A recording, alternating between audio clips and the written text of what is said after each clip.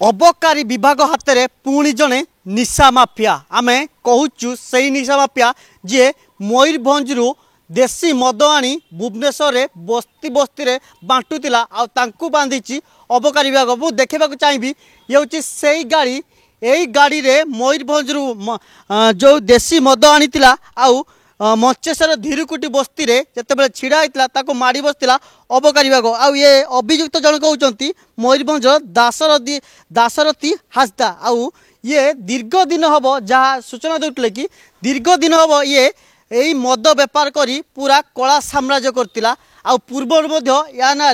एक मामला अच्छी किंतु जहाँ प्राथमिक तदंत जना पड़ी ये बारंबार भुवनेश्वर आसूला आउ राजधानी को पूरा निशामय करने पण करतिला आउ यही गाड़ी रे आणुतिला मद आउ पाखापाखि 300 लिटर ऊर्ध मद को जबत करिछि अबकारी विभाग आउ यार भितर बड़ प्रश्न आछुछि से कोउटी के आणुतिला आउ तार किए रिटेलर काली राति आम गोटे खबर मिलता जे मयूरभंज किसी चोरा रंधा मद महुली मद भुवनेश्वर गाड़ी जोगे आसबार अच्छी तो से खबर को अनुध्यान करी आमर district mobile unit Bhubaneswar deputy superintendent Bibhutibhushan Dwari नेतृत्व में गोटे टीम तैयारी करा जायतिला से टीम जाइए से गाड़ी को डिटेन करथिला खबर मुताबक धीरकुटी बस्ती अच्छी जोटा मंचेश्वर पीएस अंडर रे धीरकुटी बस्ती रोड उपर से गाड़ी को लोकेट कर सक्षम होते गाड़ी को जो अटक रखला परे गाड़ी मध्य से 300 लिटर आईडी लिकर सीज कर गोटे आसामी जन को से अरेस्ट कर आसामी का नाम है दासरथी हासदा प्रिलिमिनारी इन्वेस्टिगेशन जहाँ जना पड़ी से ना आगु मयूरभंज जिले में केस अच्छी बोली आम जानूँ आसामी तार निजर कार मारुति स्विफ्ट कार ये चोरा रंधा मद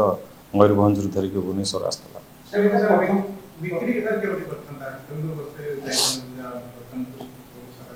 देखो भुवनेश्वर बर्तमान बहुत जगह बस्ती अंचल जनबसति बहुत बढ़ला आउ से बस्ती अंचल गुड़ाक भी बहुत क्राइम प्रोन एरिया रोचे मादक द्रव्य भी बहुत परिमाण चोरा मद विशेष करके रंधा मद गंजेई ब्राउन सुगर ये सब बिक्री होचे बहुत कड़ा नजर रखीचु आपण मैंने जानूे जे बहुत समय भी आम केस डिटेक्ट कर सक्षम होइचु या मध्य बहुत गाड़ी भी धरलु चोरा मद गंजेई ब्राउन सुगर ये सब प्राय भुवनेश्वर बस्ती अंचल ही मार्केटिंग होठार उपलब्ध होता बस्ती बासिंदा माने सेठिका रोथुवा अन्य जो मैंने एडिक्ट अच्छा ग्रहण कर सहित बाहर लोक मैंने भुवनेश्वर जो मैंने पाठ पढ़ा पिला भी तार शिकार भी होती नहीं सी एकुटिया आसला नहीं निश्चित भाव से आगुरी आनी ये आम तो बहुत गुड़े गाड़ी धरलु बहुत आसामी धरा ये भुवनेश्वर डिस्ट्रिक्ट मोबाइल यूनिट और भुवनेश्वर अबकारी द्वारा ये व्यक्ति प्रथम थर पर धरा पड़ी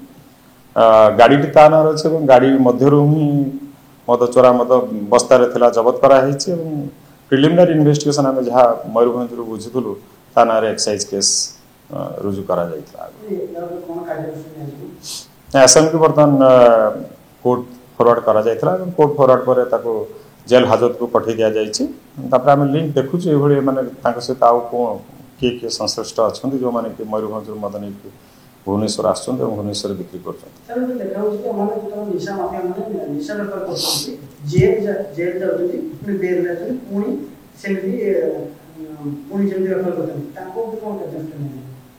देखो